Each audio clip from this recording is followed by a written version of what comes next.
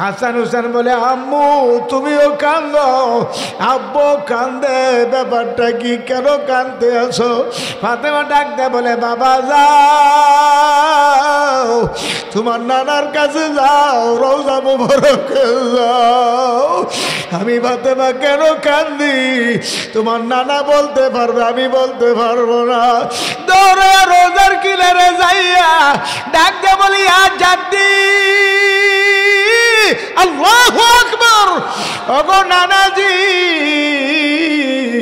আমার আম্মা কান্দে, আমার আব্বা জানো কান্দে।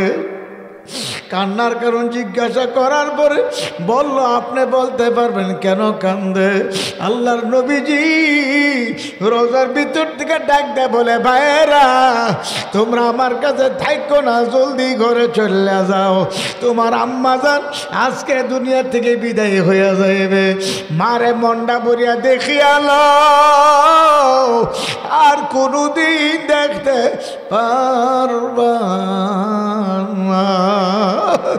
ঘরে আসিয়া দৌড়ে আসিয়া জরে হাতরা কান্দা বলে মা তুমি দুনিয়া থেকে বিদায় হইয়া যাইবা, আমার নানাজি বলছে তোমার মন পড়া দেখার জন্য। সুবহানাল্লাহ।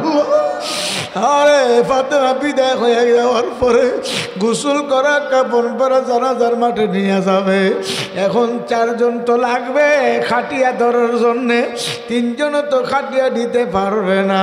হাসান হুসেন আলী বাপ ছেলে 3 জন, তারা কেমনে খাটিয়া ধরিয়া নিবে? আমার নবীজি আবু যর গেফারিকে স্বপ্ন যুগে বলে আবু যর গেফারি যা যা আমার কলিজার টুকরা খাতুনে জান্নাত ফাতেমার খাটিয়াটা ধরিয়া জানাজার মাঠে হাজির করো। হযরত আবু যর গেফারি হাজির। আলী ডাকতে বলে আবু যর আমি কাউকে জানাই না, এলান করি না, তুমি কেমনে জানলা? আবু যর গেফারি বলে ও আলী তুমি এলান না করলে কি হবে? আমার জানাবার মতো একজন মদিনায় ঘুমায় রইছে, মদিনার নবী আবার জানাইছে হযরত ফাতেমার খাটিয়া ধরার জন্য। আমি নবীজির কথায় আমি চলে আসছি, জানাজা পরে খাটিয়া ধরিয়া কবর নিয়া কবরে শুয়াইয়া সবাই 4 করে চলিয়া যায়। হযরত আবু যর গেফারি যাই না কবরের পাশে দাঁড়ায়া দাঁড়ায়া ডাক দেয়া বলে কবর রে জানোস তোর মধ্যে কাকে রাখছি? হাসান হুসেন জান্নাতের যুবকদের সর্দারের আম্মা জান, খবরদার বেয়াদবি করবি না। কবর কোনো জবাব দিল না। আবার বলে কবর রে জানোস তোর মধ্যে কাকে রাখছি? সে রে খুদা হযরত আলীর বিবি, খবরদার বেয়াদবি করবি না। কবর কোনো জবাব দেই না। আবার বলে কবর জানোস তোর মধ্যে কাকে রাখছি? 2 জাহানের বাদশাহ নবী মুহাম্মদুর রাসূলুল্লাহ সাল্লাল্লাহু আলাইহি ওয়াসাল্লামের কলিজার টুকরা ফাতেমাকে রাখছি, খবরদার বেয়াদবি করবি না। খবর ডাক দে বলে আল্লাহ, ডাক দেন আল্লাহ। ও মালিক আমার জবানটা খুইলা দাও, আমি আবু যর গেফারির সঙ্গে 2-1টি কথা বলতে চাই। আমার আল্লাহ কবর জবান খুইলা দিল। কবর ডাক দেয়া বলো ওরে আবু যর গেফারি আমি জান্নাতের যুবকদের সর্দারের মাকে চিনি না, আমি আলীর বিবিকে চিনি না, নবীর কলিজার টুকরা ফাতেমাকে চিনি না। আমি চিনি ঈমান আর আমল নিয়ে যারা আসতে পারবে আমি কবর সদ্ব্যবহার করব। ঈমান আমল ধ্বংস করে যদি আমার ঘরে আসে আমি কবর এমনভাবে চাপ মারব, 1 বছর হাঁটে আর 1 বছর কটপট করে ঢুকে ফেলাবো। সহ্য করার ক্ষমতা কোনো মানুষের নাই। ও পর্দার আল্লাহর মা বোনেরা, আল্লাহর হাবিবের কলিজার টুকরা ফাতেমার কবর যদি এমন জবাব দিতে পারে আপনার বা উপায় কি? আমার বা উপায় কি? হে বাবারা, ওই ঘটনার পর থেকে আবু যর গেফারি রাদিয়াল্লাহু আনহু ইন্তেকালের আগ পর্যন্ত কোনো একদিন একটা হাসিও দেয় নাই, শুধু কান্দে আর কান্দে। ওরে দুনিয়ার মানুষ, নবীর কলিজার টুকরা ফাতেমার কবর যদি এমন জবাব দিতে পারে, তোমার বা উপায় কি, আমারও বা উপায় কি? আজান চোখে পানি আসতেছে না, দিলটা পাথর বড় শক্ত। ওই শক্ত পাথরিয়া দিল নরম করার জন্য বেশি বেশি মাওলার জিকির করা লাগবে। যখন বলবো লা ইলাহা ইল্লাল্লাহ, খেয়াল করব আল্লাহ বাদা কেহ মাবুদ নাই। যখন বলবো আল্লাহ, খেয়াল করবো আমার কলবে আল্লাহ আছে। আল্লাহ আল্লাহ বলবো, খেয়াল করব আমি আমার মাওলাকে ডাকতে আসি। আমার মাওলা বলে বান্দা বান্দি বোলাও কা ডাকো কা, আমি তোমার সঙ্গে আছি। লা ইলাহা ইল্লাল্লাহ, লা ইলাহা ইল্লাল্লাহ, লা ইলাহা ইল্লাল্লাহ, লা ইলাহা ইল্লাল্লাহ, লা ইলাহা ইল্লাল্লাহ, লা ইলাহা ইল্লাল্লাহ, লা ইলাহা ইল্লাল্লাহ, লা ইলাহা ইল্লাল্লাহ, লা ইলাহা ইল্লাল্লাহ, লা ইলাহা ইল্লাল্লাহ, লা ইলাহা ইল্লাল্লাহ, লা ইলাহা ইল্লাল্লাহ, লা ইলাহা ইল্লাল্লাহ, illallah, la ilaha illallah, la ilaha illallah, la ilaha illallah, la ilaha illallah, la ilaha illallah, la ilaha illallah, la ilaha illallah, la ilaha illallah, la ilaha illallah, la ilaha illallah, লা ইলাহা ইল্লাল্লাহ। কেন? নেক দিয়া দুনিয়ার 5 KG চাউল দেওয়া যায় না। কবর গিয়ে যদি বলেন ফেরেশতাদের, ফেরেশতারা আমার কোনো কিছু জিজ্ঞাসা করো না, আমার দুনিয়ার মধ্যে ব্যাংকে কোটি কোটি টাকা আছে, তোমাদেরকে 1 কোটি টাকা দিয়ে দিবে, আমার কিছু জিজ্ঞাসা করো না, চলবে? আরো জোরে কই না? দুনিয়ার মধ্যে ওই নেক দিয়া কিছু ক্রয় করা যায় না, আখিরাতেও টাকা দিয়া কিছু হবে না। কথা ঠিক নেবে ঠিক? তাহলে আখিরাতে লাগবে নেক। আখিরাতে কি লাগবে? আরো জোরে।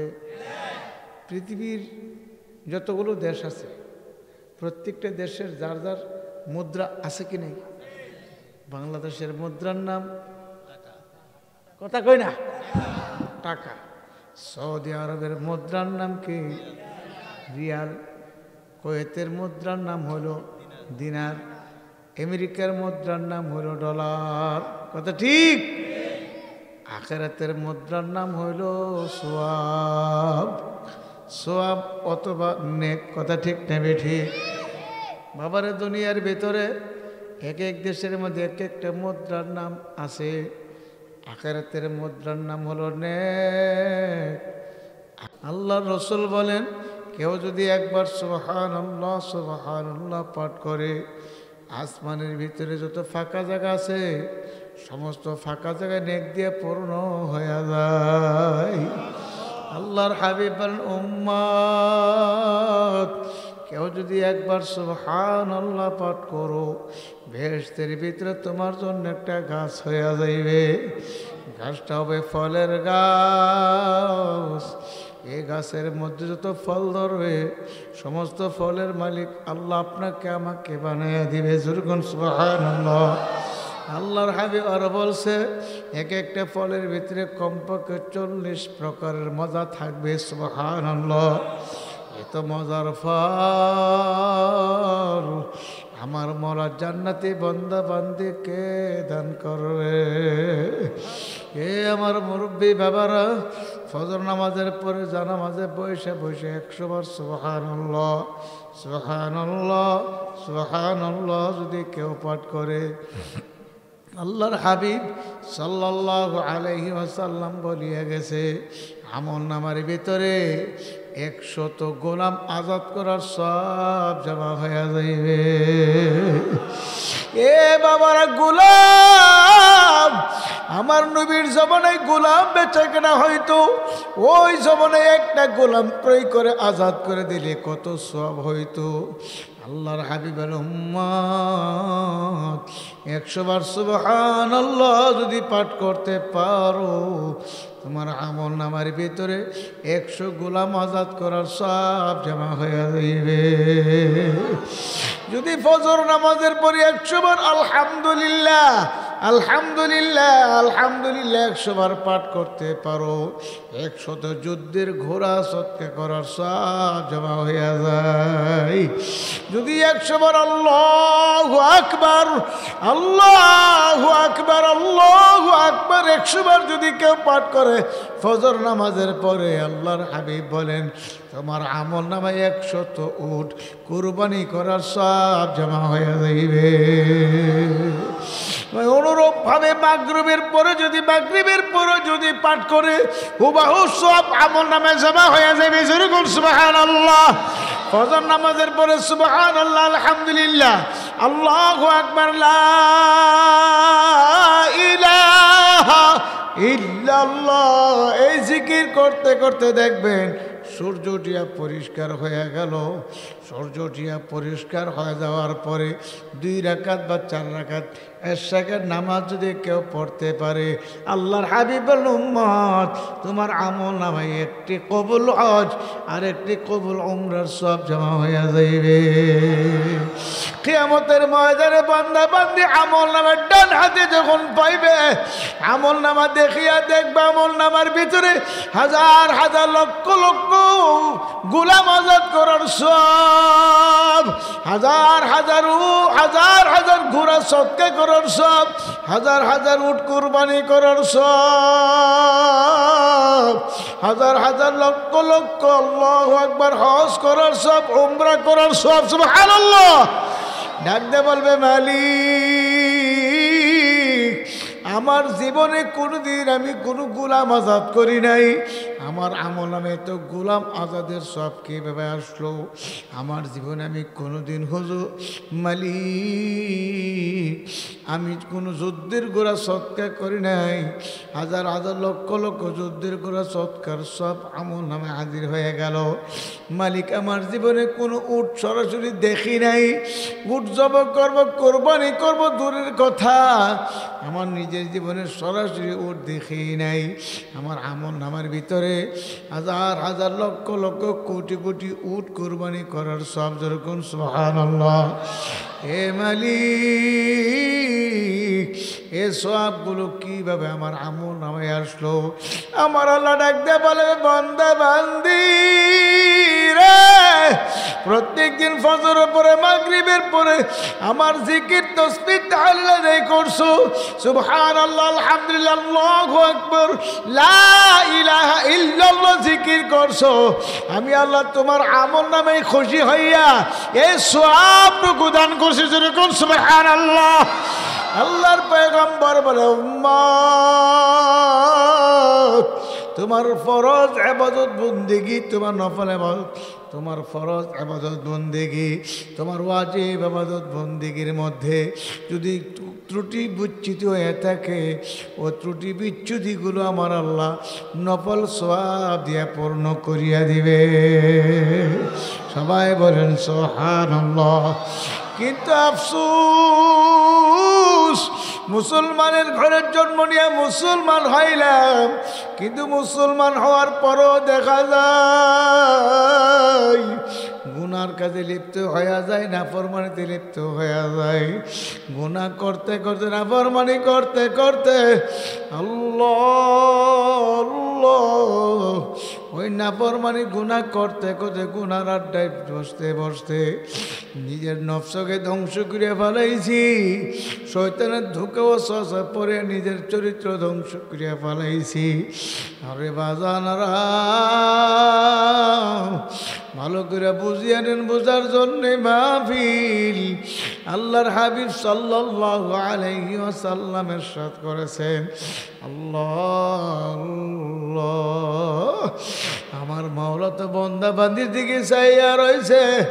আল্লাহ পাক রব্বুল আলামিন বন্দাবান্দির তামসা, বন্দাবান্দির বিচার চায় চায় দেখতে আছে। বন্দাবান্দি আমার মাওলার নিয়ামত ভোগ করে, আমার মাওলার নিয়ামত খাইতে আছে, কিন্তু আমার মাওলার শুকরিয়া আদায় করে না।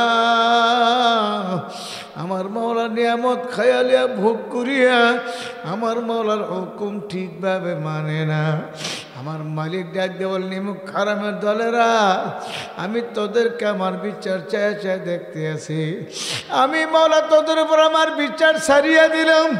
এ নিমুখ কারণ নাফরমান নিজের বিচার নিজে করিয়া কবরে আইস। যদি নিজের বিচার নিজে করে কবরে আসতে পারো, তাহলে তোমাদেরকে আমি মাওলা, আল্লাহু আকবার, ও আখিরাতের রাস্তাকে সগম করে দিব। জোরগণ সুবহানাল্লাহ। নিজের বিচার নিজে কিভাবে করবে? আমার মালিক বলেন, মুখ খারাম দলেরা, আমি তো মাওলা চায়া চায়া দেখতে আছি। আমার নিয়ামত খায়ালিয়া ভোগ করিয়া আমার হুকুম নামাজ আদায় করলা না, আমার হুকুম মোতাবেক চললা না। আমি মাওলা পাক রব্বুল আলামিন দেখি, আল্লাহু আল্লাহ, আমি মাওলা তোর বিচার চায়া চায়া দেখতেছি। আমি মাওলা এত সুন্দর তোর চক্ষু দান করলাম, আমার দেওয়া চক্ষু দিয়া দুনিয়ার কত কুদরত কত কিছু দেখলি, আমি মাওলাকে চিনলি না। নিমুখ খারাপ, আমার দেওয়া চক্ষু দিয়া কত নিয়ামত দেখলি, কত কুদরত দেখলি, আমি মাওলার নিয়ামতের শুকরিয়া আদায় করলি না।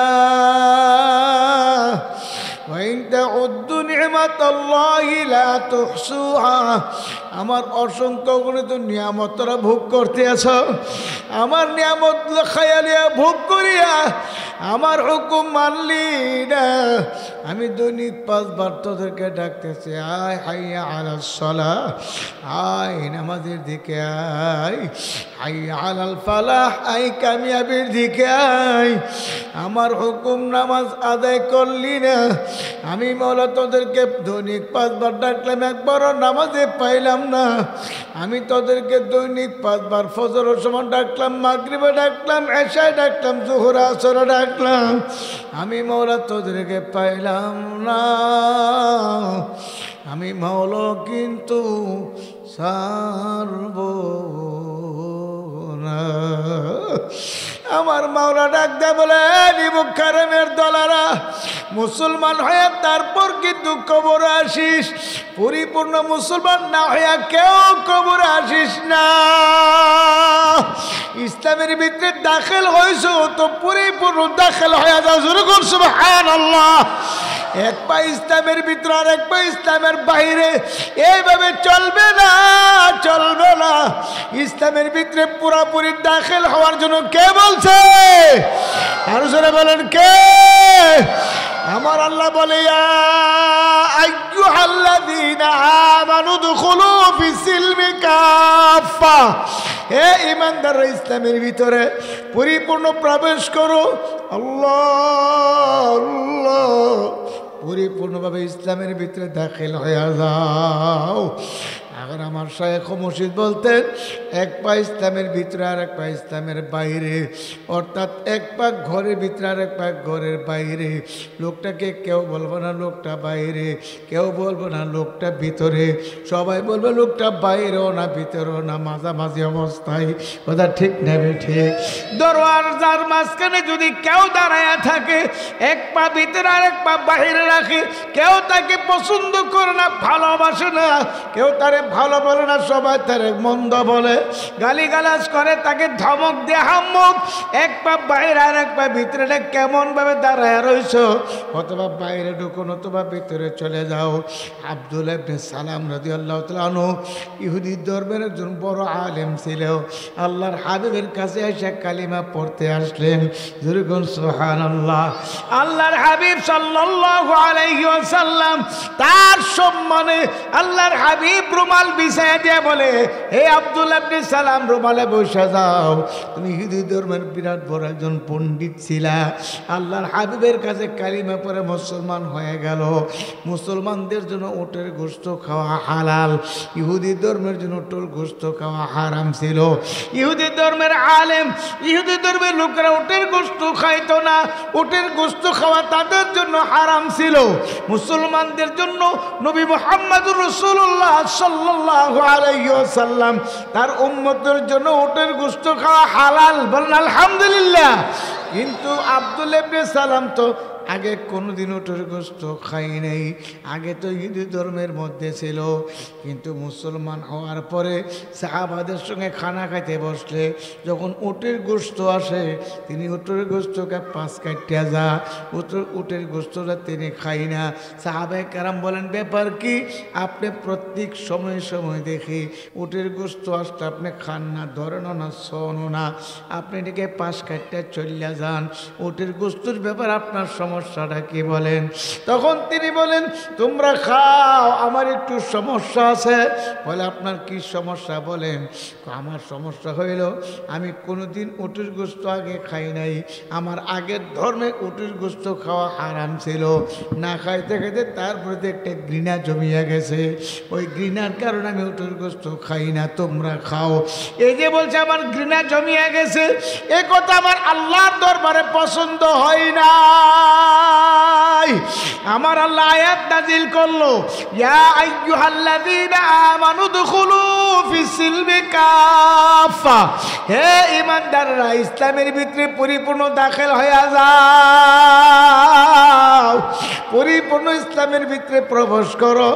আল্লাহ নবী তো বুঝতে পারলো এই আয়াতটা কেন নাজিল হইল। আল্লাহর হাবিব আব্দুল্লাহ ইবনে সালামকে ডাক দিয়ে বলল, হে আব্দুল্লাহ ইবনে সালাম, আয়াত নাজিল হয়ে গেল, তুমি উটের গোশত খাও নাই কেন? আমার আল্লাহ বলছে ইসলামের ভিতরে পরিপূর্ণভাবে প্রবেশ করার জন্য। তুমি ইসলামের ভিতরে দাখিল হইছো, কালিমা পড়ে মুসলমান হয়ে গেলা, আবার ইহুদি ধর্মের কালচার তোমার ভিতরে লালন করো, হবে না, হবে না। ইসলামের ভিতরে পরিপূর্ণ প্রবেশ করা লাগবে। বলি, আর রাসূলুল্লাহ, পরিপূর্ণ প্রবেশ করতে কি করা লাগবে? আমার আল্লাহ বলছে এই মুহূর্তে উটের গোশত খাইয়া তোমার প্রমাণ করতে হবে তুমি ইসলামের ভিতরে পরিপূর্ণ প্রবেশ করছো। জোরে বলুন সুবহানাল্লাহ। হে আমার চাঁদপুরের ভাইয়ারা, উটের গোশত জীবনে যারা একবারও খান নাই, জীবনে অনেক লোক আছে উট জীবনে নিজের চোখে দেখাও নাই, কথা ঠিক না ঠিক? এতে মুসলমানের কোনো ঘাটতি হবে না বাবার, এতে মুসলমানই কমবে না। কারণ আমরা উটের গোশত হালাল জানি, আমাদের কাছে হালাল উপায়ে আসলে আমরা খাবো, ঘৃণা করি না, কথা ঠিক না ঠিক? কিন্তু আব্দুল্লাহ ইবনে সালাম ঘৃণা করে বলার কারণে আমার আল্লাহ আয়াত নাজিল করলো। এ বাবারা, এতটুকুর কারণে যদি আয়াত নাজিল করতে পারে, আমরা যারা নামাজ আদায় করি না, খালায় খালায় নামাজ সারিয়া দেয়, খালায় খালায় রমজানের রোজা সারিয়া দেয়, ভাঙ্গে ভালায় নাফরমানিতে লিপ্ত হয়ে যায়। এ বাবার, আমাদের উপায় কি হইবে? আজকে যদি নবী দুনিয়াতে থাকতো, আমাদের কারণে তো ওহী নাজিল হয়ে যাইতো, কথা ঠিক না ঠিক? কিন্তু আফসোস, আমার মাওলার তো নিয়ামত খায়া লইয়া ভোগ করিয়া আমার মাওলার হুকুম মানি না। আমার মাওলাও কিন্তু ছাড়বে না। মুসাফির বান্ধ গাটরি বহুদূর ঠিকানা, আসবি জানা কালবি জানা, কবর আখের ঠিকানা। এ কবর যাত্রীরা, মুসাফিরের দলের কি নিয়ে কবরে রওনা করছ? ওই কবর বারবার ডাকতে আছে, ওরে আব্দুল করিম, আনা বাইতুল ওয়াহদা, আমি একের ঘর। আনা বাইতুল জুলমা, আমি অন্ধকার ঘর। আনা বাইতুল দূর, আমি পোকামাকড় বিচ্ছুর ঘর। যারা আমার গর্বে আসতে আসো, ইমান আমলের সাথী আর বাতি নিয়ে আমার গর্বে আইসো। যদি ইমান আমলের সাথে আর বাতি নিয়ে আসতে পারো, আমি কবর তোমার জন্য প্রশস্ত হয়ে যাব। সুবহানাল্লাহ। আমি তোমার কবরটা জান্নাতের বাগিচা হয়ে যাব। আমি তোমার কবরের ভিতরে জান্নাতের বিছানা বিছাই দিব। সুবহানাল্লাহ। আমি তোমার কবরে তোমার গায়ে জান্নাতের পোশাক পরাই দেব। সুবহানাল্লাহ। আমার মাওলার জান্নাতের ভিতরে যে ব্যক্তি একবার ঢুকবে, আর কোনদিন বাহির করা হবে না। আমার মাওলার জান্নাত কেমন শান্তির জায়গা বাজার। আল্লাহর পয়গম্বর সাল্লাল্লাহু আলাইহি ওয়াসাল্লাম আল্লাহ জান্নাতের ভিতরে ঢুকলো, জান্নাত দেখলো। আল্লাহর হাবিব জান্নাত দেখে বলল, এত সুন্দর জান্নাত, এত নিয়ামতের জান্নাত, সালামুন কাওলাম মির রাব্বির রহিম, শুধু রবের পক্ষ থেকে শান্তি আর শান্তি। যাকে একবার জান্নাতের ভিতরে ঢুকানো হবে, আর কোনোদিন বাহির করা হবে না। এই জান্নাত কারা পাবে? বড় বড় আলেমরা, মুফতিরা, পীরেরা বলে না, এমন না। আমার মাওলা তাও জানিয়ে দিছে, ইন্নাল্লাযীনা আমানু ওয়া আমিলুস সালিহাতি কানাত লাহুম জান্নাতুল ফিরদাউসি নুজুলা। যারা ঈমান আনার পরে নেক আমল করতে পারবে, আমি আল্লাহ তার জন্য জান্নাতুল ফিরদাউস বানায় রাখছি। জোরে কোন সুবহানাল্লাহ। এ বাবারা, জান্নাতুল ফিরদাউসের মালিক যারা হইবে, আমার আল্লাহ তার মওতের সময় যখন আজরাইল আসবে, আমার আল্লাহ ডাক দিয়ে বলবে, তাতানাজ্জালু আলাইহিমুল মালাইকা, হে ফেরেশতারা যাও যাও, আমার বান্দা বান্দির কাছে যাও। ফেরেশতারা কেমন ভাবে আসবে, কোন সুরতে আসবে? কিতাবের মধ্যে লেখছে, খাঁটি আল্লাহওয়ালা পীর বুজুর্গ, আল্লাহ পাকের খাঁটি বান্দাদের সুরত ধরে আসবে। যেরকম সুবহানাল্লাহ। যে ব্যক্তির সামনে আসবে, সে ব্যক্তি যার সঙ্গে সম্পর্ক তালুক রেখে চলতো, আমার আল্লাহ বলে, ফেরেশতারা আমার বান্দা যে বুজুর্গের সঙ্গে সম্পর্ক রেখে চলছে, আমার বুজুর্গের সুরত ধরে আমার বান্দার সামনে যাও। ফেরেশতারা হাজির হয়ে বলবে, আল্লাহ তাখাফু ওয়ালা তাহজানু ওয়া বুশিরু বিল জান্নাহ। যুরকুন সুবহানাল্লাহ। ফেরেশতারা সে বলবে, আল্লাহ পাকের নেককার বান্দা বান্দি, তোমার কোনো ভয় নাই, তোমার কোনো চিন্তা নাই। তুমি যে মাওলার জান্নাত কামাই করছো, এই যে জান্নাত দেখা যায়। যেরকম সুবহানাল্লাহ। আমাদের এই কুমিল্লার এক ব্যক্তি, বাবারে হাফিজ হুজুরের মুরিদ ছিল, সদস্য হুজুরের মুরিদ ছিল। ইন্তেকালের আগে আল্লাহর বান্দা বিছনায় পড়ে গেল। এলাকার ইমাম সাহেবরা, মুসল্লিরা বলে, চলো অমুকের বাবা মুরব্বী মানুষ বিছনায় পড়ে গেছে, তারে দেখতে যাই। আল্লাহর ওয়ালা, আল্লাহু আকবার। ওই বুজুর্গদের তালুক সম্পর্ক ছিল তার সঙ্গে, বুজুর্গদের সঙ্গে সম্পর্ক করার কারণে আল্লাহ ওয়ালা হয়ে গেছে, বুজুর্গ হয়ে গেছে। যুরগুন সুবহানাল্লাহ। ইমাম সাহেবরা গিয়া তার পাশে বসিয়া তাকে দেখতেছে, কথাবার্তা বলতেছে। হঠাৎ করে বলে, আপনারা কথা বন্ধ করেন, মাওলার জিকির করেন। হাফিজ হুজুর আয়েশা বলতেছে, সদস্য হুজুর আয়েশা বলতেছে, এখন জিকির করার সময়, কালিমা পড়ার সময়, এখনই নাকি আমার বাড়ি যাওয়ার সময়। যুরগুন সুবহানাল্লাহ। এ বাবারা, যারা পাশে বসে রয়েছে তারা আশ্চর্য হয়ে গেল। কই হাফিজ হুজুর? হাফিজ হুজুর তো কামরাঙ্গীর চোর ঘুমায় রয়েছে, পীর হুজুর কামরাঙ্গীর চোর ঘুমায় রয়েছে, সদস্য হুজুর গহরডাঙ্গা মাদ্রাসার পাশে ঘুমায় রয়েছে। এখন সে বলে, হাফিজ হুজুর কাছে বসে রয়েছে, পীর হুজুর বসে রয়েছে, সদস্য বসে রয়েছে, কই আমরা তো দেখি না। তখন বলে, তোমরা দেখবা না, আমার পাশে বসে বসে বসে বলতে আছে এখনই কালিমা পড়ার সময়। কালিমা লা ইলাহা ইল্লাল্লাহু মুহাম্মাদুর রাসূলুল্লাহ কালিমা পড়তে পড়তে দুনিয়া থেকে বিদায় হয়ে গেল। আল্লাহর হাবিব বলেন মান ক্বালা লা ইলাহা ইল্লাল্লাহ, আমার নবী বলে যে ব্যক্তির জীবনের শেষ কথা হবে লা ইলাহা ইল্লাল্লাহ, আমার আল্লাহ তার ঠিকানা জান্নাতে পৌঁছায়া দিবে। এ বাবারা, কালিমার জবানে আসবে কখন আসবে?